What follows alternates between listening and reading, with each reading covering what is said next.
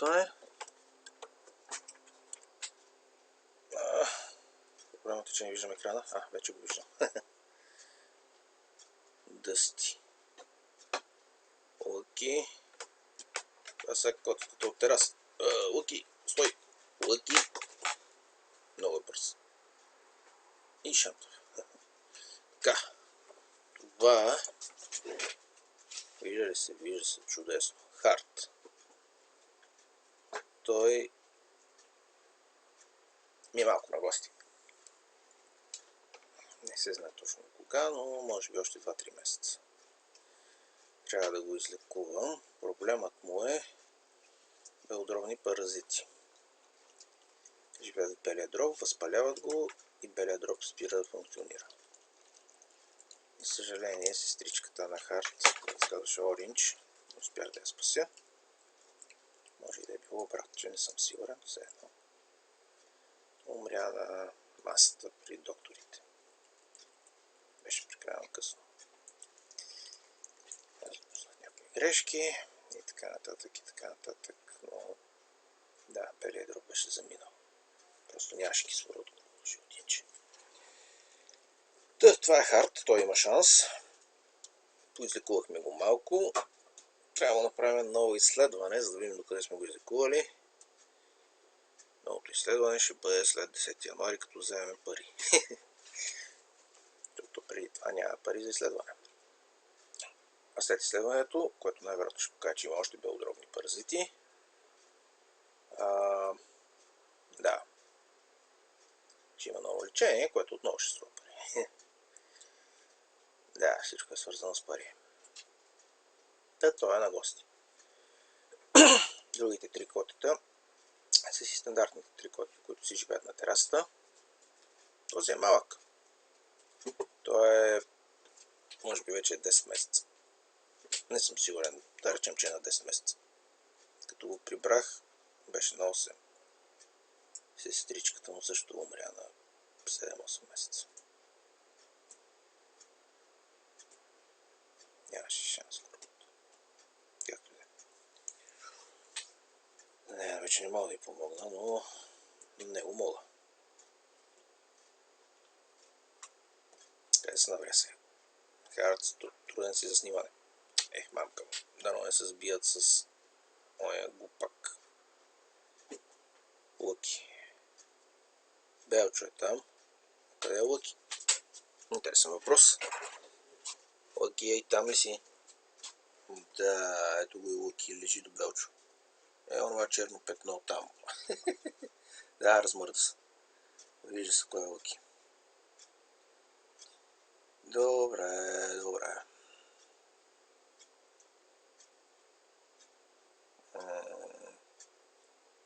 Хард, ти си бебе. Глупаво, шантаво бебе. Трябва после да го кастрирам. Съжаление, майка му отново е бременна. Не мога да я хвана да я кастрирам, така че да. Съжаление, трябва да й давам хапчета против разгонване, които са вредни. Почнах да ги давам, но беше късно. Бременна е, най-вероятно ще роди. Мислих си, че декември ще роди, но явно не декември. Явно януари ще бъде. По прогнози дават 10 януари да дойде голям студ. В момента е 1 януари 2024. Честита нова година на всички. Което значи, че ако роди 6 котенца, 2-3 я оцелеят, я не.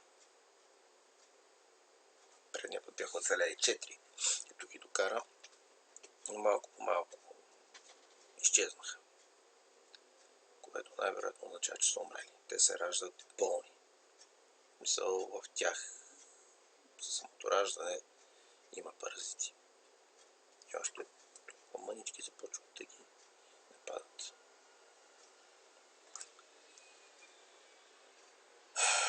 И това е положението. Правя този запис в случай, че да, някой друг трябва да поеме грижа за животинките.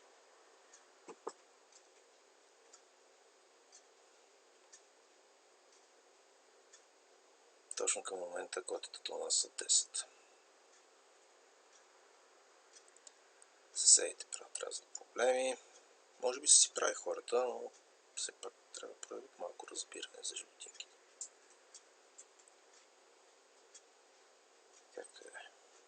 Както казах, правя този запис в случай, че някой друг се наложи да поеме грижи за тях.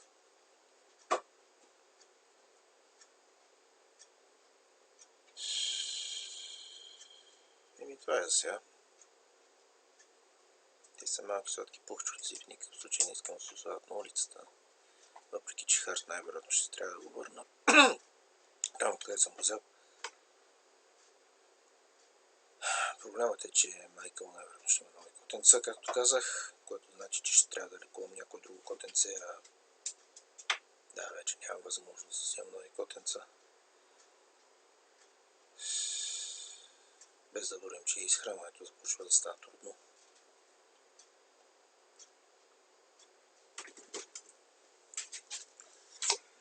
Харт, къде съм набрал? Загубих Харт. Харт. Кръстен е Харт. Английски сърце. Защото едно от петната на него прилича на сърце. Проблемът е, че в момента изгубих къде отиде. Да.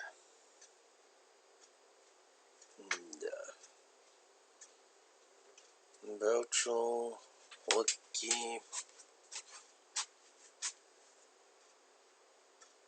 Дъсти и Харт изчезна. Къде сме Харт? Добре. Аз може веднъж да го покажа на камерата преди да приключа видеото. Ето го. Не знам откъде се взе. Добре, дотърча от някъде. И това е. Стискайте палци, всичко да е наред. Той да оцелее.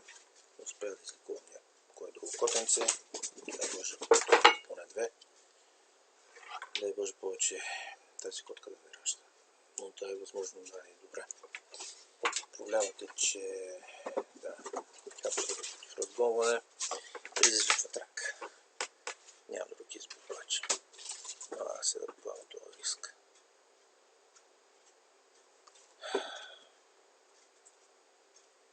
Не е правилно.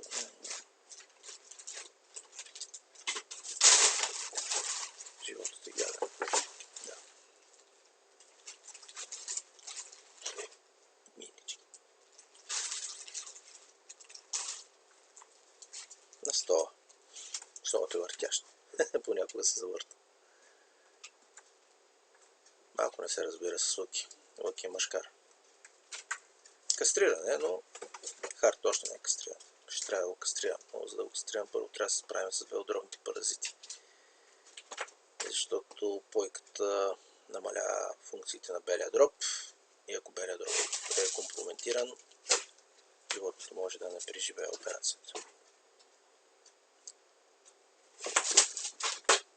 Абсолютно всичко е шивано свързано. Добре. Толкова сега. Стискайте палци.